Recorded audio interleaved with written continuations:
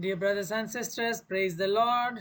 Jai Masih ki. Let us begin our part 10 Catechism today, Principles of Christian Faith. The title today is Becoming Partakers of the Redemption Purchased by Jesus Christ.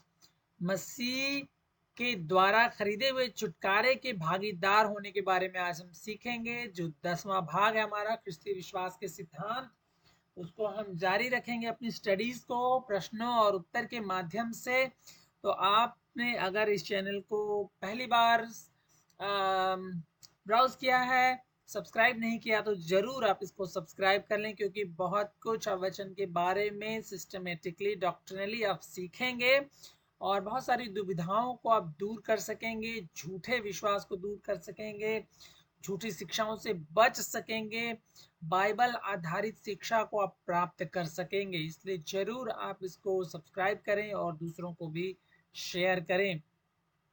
पिछले subject को concept में रखते हुए, context में रखते हुए हम आगे बढ़ेंगे।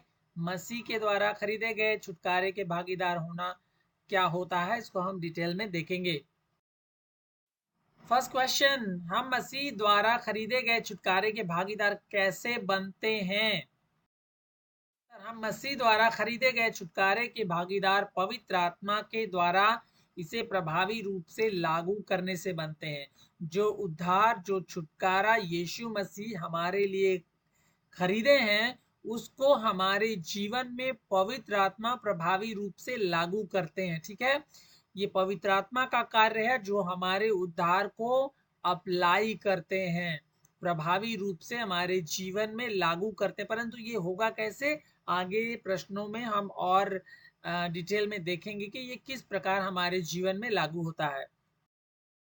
प्रश्न, हमारे उद्धार और छुटकारे को खरीदा हुआ क्यों कहा जाता है? क्योंकि हम जानते हैं, वचन पढ़ते हैं कि यीशु मसीह ने हमें अपने लहू से मोल लिया। तो उसका अर्थ क्या है? क्योंकि हमें पाप और मृत्यु की दास्ता और गुलामी की स्थिति में होने पर बिना कीमत चुकाए हमें छुड़ाया नहीं जा सकता था। अगर मानवीय उदाहरण आप लेते हैं, अगर कोई गुलाम है किसी का, तो पुराने जमाने में भी गुलामों को खरीद करके लाया जाता था, उन्हें गुलाम बनाया जाता था, वो उनके दास हो जाते थे। और जब तक उस गुलामी का मोल ना चुकाया जाए, उस बंधुआई का मोल ना चुकाया जाए। जैसे जमीन के बारे में आप देख लीजिए, अगर किसी की जमीन आप बंधुआई में ले रहे हैं, या हमारे इधर रेहन बोलते हैं, या कॉन्ट्रैक्ट में ले रहे हैं, आप किसी को पैसा देकर के उनकी जमीन कॉन्ट्रैक्ट पे रख रहे हैं, तो जब तक आप उसका मोल नहीं चुकाएंगे, मूल्य नहीं देंगे, पैसा वापस नहीं देंगे, आपको जमीन वापस नहीं मिलेगी। लाइकवाइज वो गुलाम जो है, जब तक उसकी भरपाई नहीं होगी, तब तक वो फ्री नहीं हो पाएगा। ठीक उसी प्रकार हम जब पाप में और मृत्यु की दास्ता में फंस गए, और मृत्यु में और पाप में और शैतान के हम गुलाम बन गए, उस समय में बिना कीमत चुकाए हमें छुड़ाया नहीं जा सकता था। हमारे छुड़ौती के लिए, हमारे उद्धार के लिए एक ही रास्ता था कि उसकी कीमत चुकाई जाए, क्योंकि बाइबल में लिखा पाप की मजदूरी मृत्यु है। उस पाप की कीमत, मृत्यु की कीमत, उस दास्ता की कीमत चुकाई जाए, तब जाके हमारा छुटकारा हो सकता था। अगला प्रश्न, हमारे छुटकारे की क्या कीमत चुकाई गई? तो कीमत की हम बात कर रहे हैं। What is the ransom paid for our redemption? उत्तर, यीशु मसीह का बहुमूल्य लहू हमारे छुड़ौती के लिए, हमारे उद्धार के लिए। प्रभु यीशु मसीह परमेश्वर के पुत्र का बहुमूल्य लहू बहाया गया, ताकि हमारे पापों से, हमारी पाप की जो मृत्यु है और पाप की जो दासता है, पाप का जो श्राप है, उससे हम छुटकारा पा सकें और परमेश्वर से हमारा मेल मिलाप हो सके और उस उद्धार को हम ग्रहण कर सकें। पहला पत्रस 1 अध्याय के 18-19 पद में लिखा है, क्योंकि तुम जानते हो कि तुम्हारा निकम्मा चाल चलन जो बाप दादों से चला आता है, उससे तुम्हारा छुटकारा चांदी और सोने अर्थात नाशवान वस्तुओं के द्वारा नहीं हुआ। तो कई लोग सोच सकते हैं कि जो दूसरे पंथों में आप देखेंगे कि कर्मों के द्वारा बहुत कुछ प्राप्ति की विधियां हैं, परंतु बाइबल में ऐसा बताया गया कि हम कर्मों के द्वारा तो उद्धार नहीं पा सकते।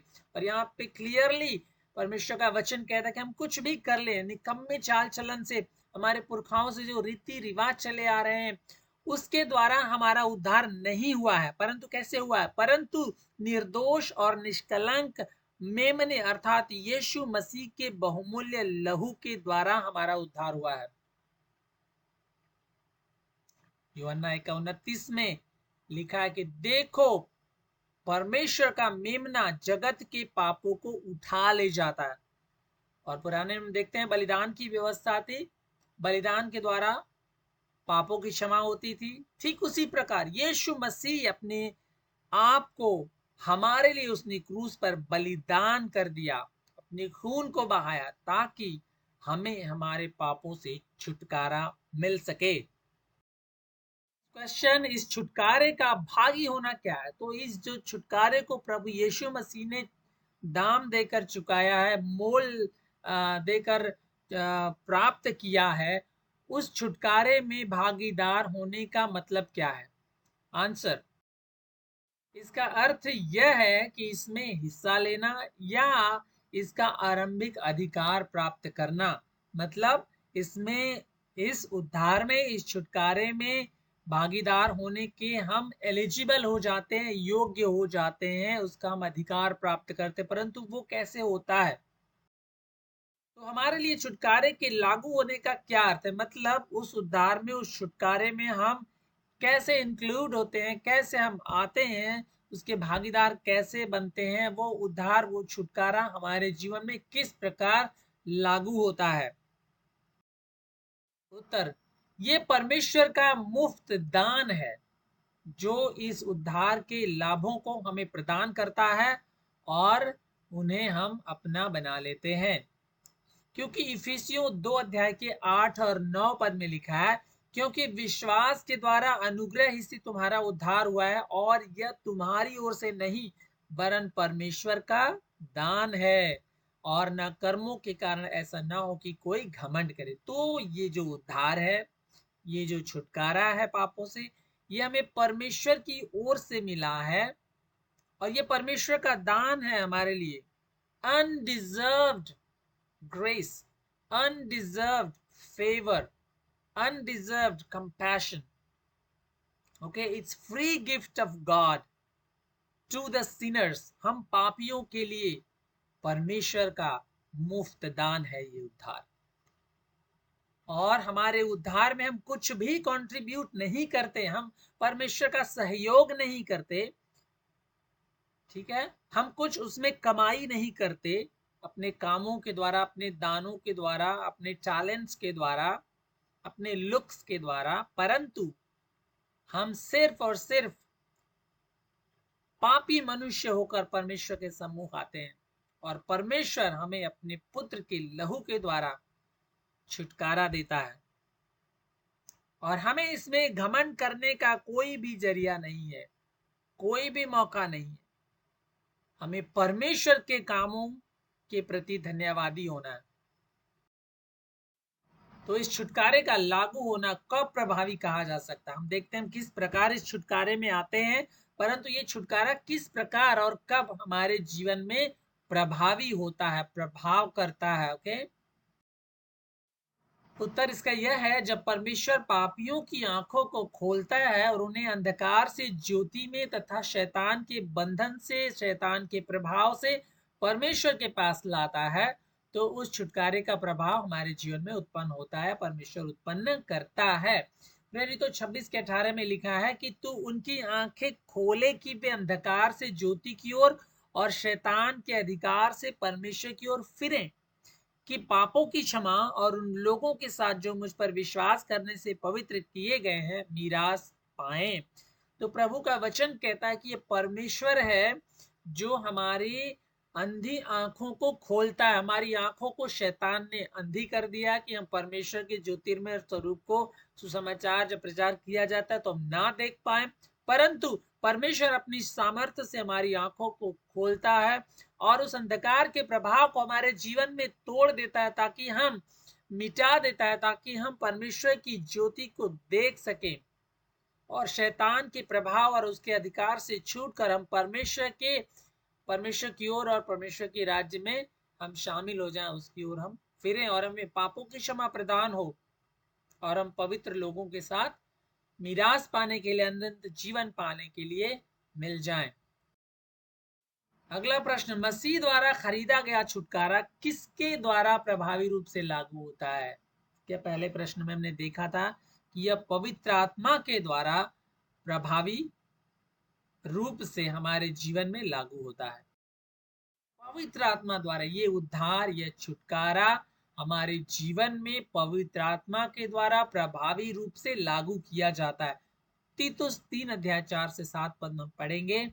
जब हमारे उद्धारकर्ता परमेश्वर की कृपा और मनुष्यों पर उसका प्रेम प्रकट हुआ तो उसने हमारा उद्धार किया। ओके, और यह धर्म के कामों के कारण नहीं जैसा कुछ लोग समझते होंगे, परंतु जो धर्म के काम हमने अपने आप किए उसके द्वारा नहीं, पर अपनी दया, परमेश्वर ने अपनी दया के अनुसार नए जन्म के स्नान और पवित्र आत्मा के हमें नया बनाने के द्वारा हुआ, जिसे उसने हमारे उद्धारकर्ता यीशु मसीह के द्वारा हम पर अधिकाई से उंडेला, जिससे हम उसके अनुग्रह से धर्मी ठहरकर अनंत जीवन की आशा के अनुसार वारिस बने। Okay, so here is the process, किस प्रकार हम उस छुटकारे में, प्रभु के उद्धार में, उसके अनंत जीवन में प्रवेश करते हैं। पवित्र आत्मा के द्वारा जब वो हमारी आंखों को खोलता है कि हम परमेश्वर के सत्य को पहचाने और हमें नया जन्म देता है, हमें उद्धार देता है, हमें शुद्ध करता, हमें पवित्र करता है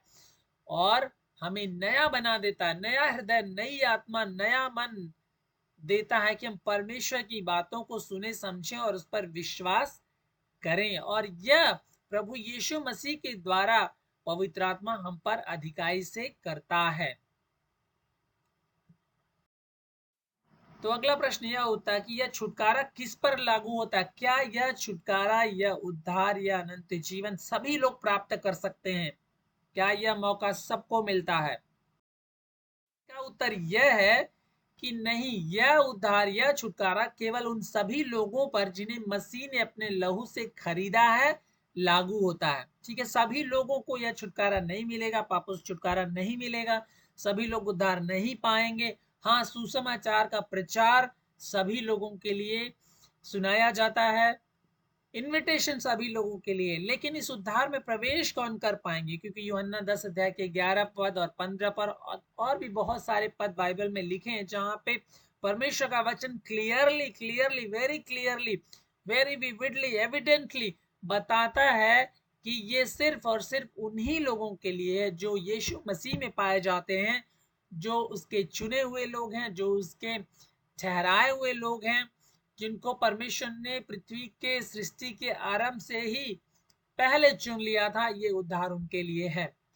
प्रभु यीशु मसीह कहते हैं, अच्छा चरवाहा मैं हूं, अच्छा चरवाहा अपनी भेड़ों के लिए प्राण देता है। 15 पद में कहते हैं, मैं भेड़ों के लिए अपना प्राण देता हूं। सभी के लिए नहीं, परंतु जो प्रभु यीशु मसीह की भेड़ें हैं, जिन्हें पिता ने पुत्र के हाथ में दिया है, जिन्हें पिता ने ठहराया है, for those who have been predestined before the foundation of the world, they only, प्रभु कहता है मैं बहुतों की छुड़ौती के लिए अपना प्राण देने आया हूं। वचन क्लियरली कहता है, सभी के लिए नहीं कहता, परंतु परमेश्वर के जो लोग हैं, जो चुने हुए लोग हैं, जो प्रभु में पाए जाते हैं, जिनको पिता ने पूर्व में निर्धारित कर रखा है, वही इस उद्धार में प्रवेश कर पाएंगे।